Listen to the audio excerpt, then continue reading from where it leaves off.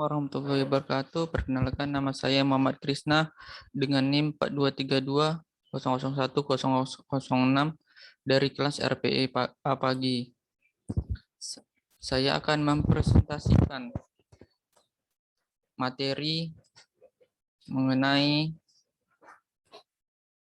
generator sinkron atau alternator.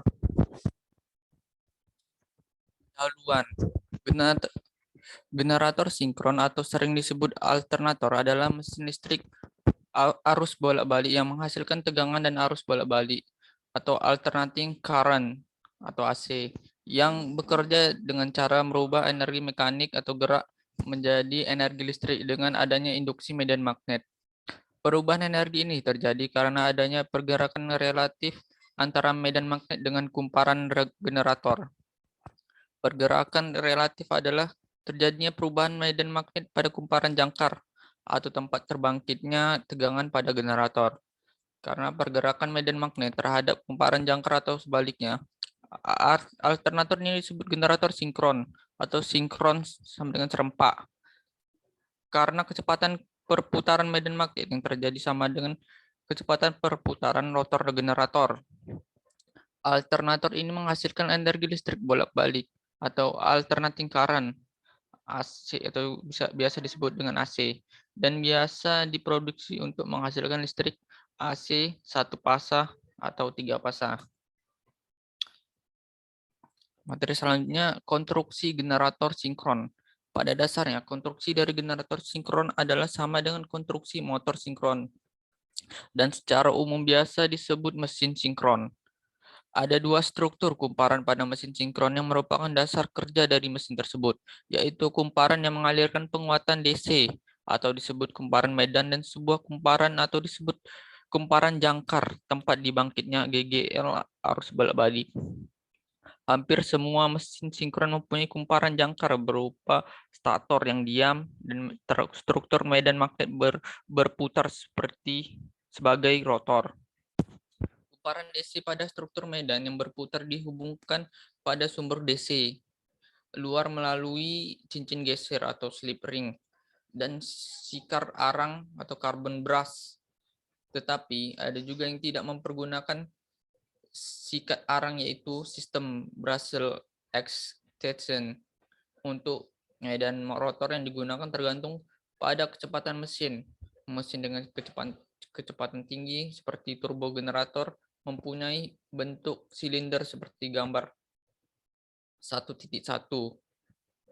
Sedangkan mesin dengan kecepatan rendah seperti hydroelectric atau PLTA atau generator listrik diesel yang mempunyai rotor kutub menonjol seperti gambar berikut.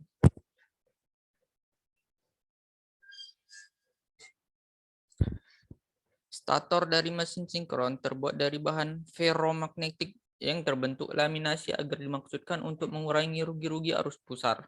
Dengan inti ferromagnetik yang bagus berarti mengandung bahan yang memiliki permeabilitas dan resistivitas tinggi. Gambar C memperlihatkan alur stator yang terdapat kumparan jangkar, kumparan atau belitan jangkar stator yang umumnya digunakan oleh mesin sinkron 3 pasah. Ada dua tipe, yaitu A. Belitan atau belitan satu lapis atau single layer winding. B. Belitan berlapis ganda atau double layer winding. Generator tanpa beban. Apabila mesin sinkron difungsikan sebagai generator dengan diputar pada kecepatan sinkron dan rotor diberi arus medan atau if, maka pada kumparan jangkar stator akan diinduksikan tegangan tanpa beban atau IO. Dalam keadaan tanpa beban, arus jangkar tidak mengalir pada stator, sehingga tidak terdapat pengaruh reaksi jangkar. Flux hanya dihasilkan oleh arus medan atau IF. Bila besarnya arus medan dinaikkan, maka tegangan keluaran juga akan dinaikkan sampai titik saturasi atau jenuh. Generator berbeban. Bila generator diberi beban yang berubah-ubah, maka besarnya tegangan terminal 5 akan berubah-ubah pula. Hal ini disebabkan adanya kerugian tegangan pada A. Resistansi jangkar. Resistansi jangkar atau fasa RA menyebabkan terjadinya kerugian tegangan jatuh atau fasa. dan IRA yang sefasa dengan arus jangkar. B. Reaktansi bocor jangkar. Saat arus mengalir melalui penghantar jangkar sebagai flux yang terjadi tidak mengimbas pada jalur yang telah ditentukan. Hal seperti ini disebut flux bocor. C. Reaksi jangkar. Adanya arus yang mengalir pada kumparan jangkar saat generator dibebani akan menimbulkan flux jangkar atau delta. A. Yang berintegrasi dengan flux yang dihasilkan pada kumparan medan rotor atau delta V, sehingga akan dihasilkan suatu flux resultan sebesar delta R sama dengan delta A tambah delta F. Jenis-jenis generator sinkron. Pada generator sinkron yang berkapasitas besar, arus DC diberikan pada lilitan rotor untuk menghasilkan medan magnet rotor, sedangkan kumparan jangkar tempat terbangkitnya tegangan terletak di stator. Rotor ini diputar oleh prime mover atau penggerak mula agar terjadinya perpotongan medan magnet yang berubah-ubah pada kumparan jangkar di stator. Dengan adanya perpotongan medan magnet yang berubah-ubah ini, maka timbul tegangan induksi pada kumparan jangkar generator.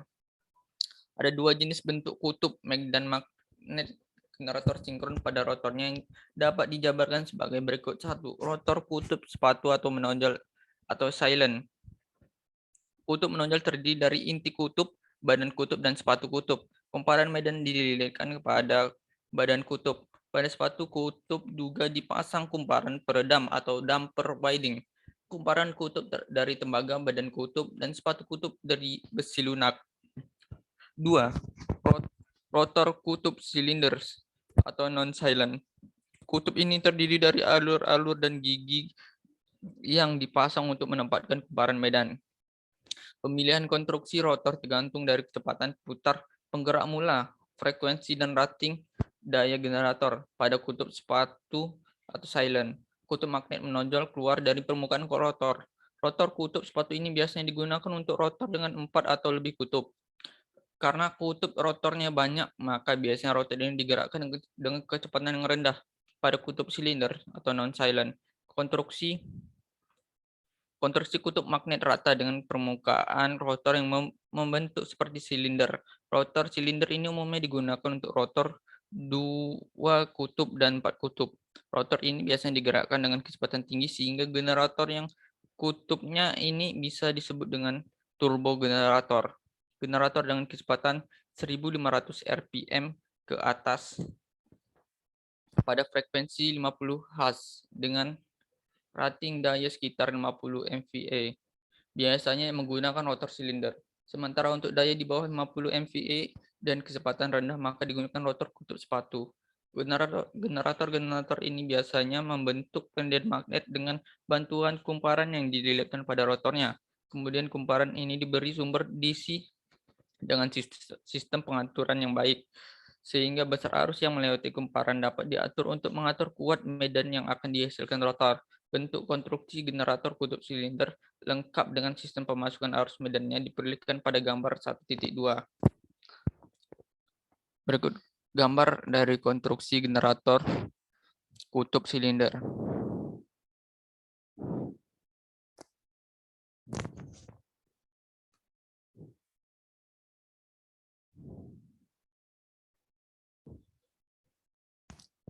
Fungsi generator sinkron. Generator sinkron banyak digunakan sebagai pembangkit energi listrik berkapasitor besar, seperti yang diterapkan pada PLTA atau pembangkit listrik tenaga air, PLTU pembangkit listrik tenaga uap, PLTG pembangkit listrik tenaga gas, PLTN pembangkit listrik tenaga nuklir, dan pembangkit listrik lainnya. Generator sinkron banyak digunakan sebagai pembangkit energi listrik berkapasitor besar, seperti yang diterapkan pada PLTA atau pembangkit listrik tenaga air, PLTU pembangkit listrik tenaga uap, PLTG pembangkit listrik tenaga gas, PLTN pembangkit listrik tenaga nuklir. Pada PLTA, generator digerakkan oleh tenaga air. Air ini ditampung pada sebuah dam dan dialirkan melalui pipa ke turbin generator untuk memutar turbin tersebut, sehingga rotor generator berputar. Akibat perputaran rotor pada generator ini, maka timbul tegangan pada kumparan jangkar generator. Bentuk gambar dapat penggunaan generator pada PLTA ini diperlihatkan pada gambar 1.6 dan 1.7. Pada PLTU, generator digerakkan oleh tenaga uap air yang dipanaskan dengan bahan bakar batu bara. Uap air yang dihasilkan dialirkan dengan tekanan yang tinggi untuk memutar turbin generator. Bentuk gambaran penggunaan generator pada PLTU. Pada PLTN, atau pembangkit listrik tenaga nuklir, zat radioaktif atau bahan nuklir digunakan sebagai bahan bakar untuk menghasilkan energi panas yang besar. Reaksi nuklir yang terjadi pada PLTN dikontrol oleh bahan moderator atau air biasa, air ber, atau grafit, sehingga proses pelepasan energi karena reaksi nuklir dapat dikendalikan. Energi panas yang dihasilkan oleh reaksi nuklir ini digunakan untuk memanaskan air. Uap air bertekanan tinggi yang dihasilkan karena proses pemanasan ini dialihkan untuk memutar turbin generator. Karena energi yang dihasilkan oleh reaksi nuklir ini sangat besar, maka pada PLTN ini dapat digunakan generator berkapasitas besar untuk membangkitkan energi listrik. Berikut gambar-gambar dari PLTA gambar 1.3 atau pembangkit listrik tenaga air. Gambar 1.4 PLTU pembangkit listrik tenaga uap. Gambar kelima PLTN pembangkit listrik tenaga nuklir. Prinsip kerja generator sinkron. Maka akan terinduksi tegangan sinusoidal pada kumparan tersebut. Medan magnet homogen ini bisa dihasilkan oleh kumparan yang dialiri arus DC atau oleh magnet tetap. Contoh bentuk gambaran sederhana proses pembangkit energi listrik pada generator sinkron dapat diperlihatkan pada seperti gambar berikut. Pada gambar kumparan jangkar pada rotor berputar di sekitar medan magnet yang dihasilkan stator diperlihatkan contoh sederhana sebuah kumparan rotor berputar di sekitar medan magnet homogen yang dihasilkan stator. Kemudian tegangan keluaran pada rotor diambil atau dilewatkan melalui sepasang slip ring atau cincin sikat yang bisa dihubungkan ke beban. Proses terbentuknya gelombang AC yang dihasilkan pada keluaran rotor ini lebih jelasnya diperlihatkan pada gambar berikut. Dengan memperhatikan gambar 1.6 dan gambar 1.7, proses timbulnya GGL induksi pada generator dapat dijelaskan sebagai berikut. Satu, kumparan tembaga BADC berputar di antara magnet permanen N sampai S. 2. Kedua ujung kumparan dihubungkan dengan slip ring atau cincin sikat. 3. GGL induksi akan menghasilkan arus karena adanya beban pada generator yang mengalir melalui sikat-sikat arang ke beban yang tersambung dengan generator. Ketika kumparan dari gambar 1.6 ke kanan, satu sisi kumparan dari kutub warna merah atau kita anggap sisi kumparan warna merah bergerak ke atas, sedang sisi lainnya kumparan dari sisi kutub warna biru dianggap kumparan warna biru bergerak ke bawah. Perhatikan gambar 1.7.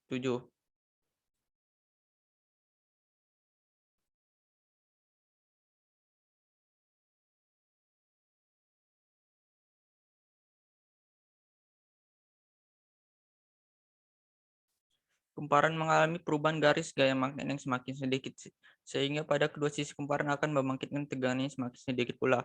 Bila alternator diberi beban, maka akan mengalir pula arus listrik yang semakin mengecil mengitari kumparan sehingga mencapai posisi kumparan vertikal dengan arus menjadi nol karena tegangan yang dibangkitkan juga nol. Pada posisi vertikal kumparan tidak mengalami perubahan garis gaya magnet sehingga tidak ada listrik yang mengalir pada kumparan atau gelombang listrik AC beroda pada posisi nomor 1 pada gambar 1.7. Jika kumparan ini terduduk ke arah hingga sisi merah bergerak ke kanan, sisi selatan, dan sisi biru bergerak ke kiri, sisi utara, kumparan mengalami perubahan garis gaya magnet dari minimum ke maksimum tetapi dengan arah yang berlawanan dari posisi sebelumnya. Atau perhatikan bentuk gelombang pada gambar 1.7, sehingga pada setiap sisi kumparan akan dibangkitkan tegangan maksimum atau posisi kumparan horizontal dan gelombang berada pada titik 0 nomor 3. Kumparan terus berputar sehingga sisi merah bergerak terus ke bawah dan sisi biru bergerak ke atas. Saat ini kumparan mengalami perubahan garis gaya magnet maksimum ke minimum sehingga tegangan yang dibangkitkan pada kumparan melemah hingga mendekati 0 pada posisi 5.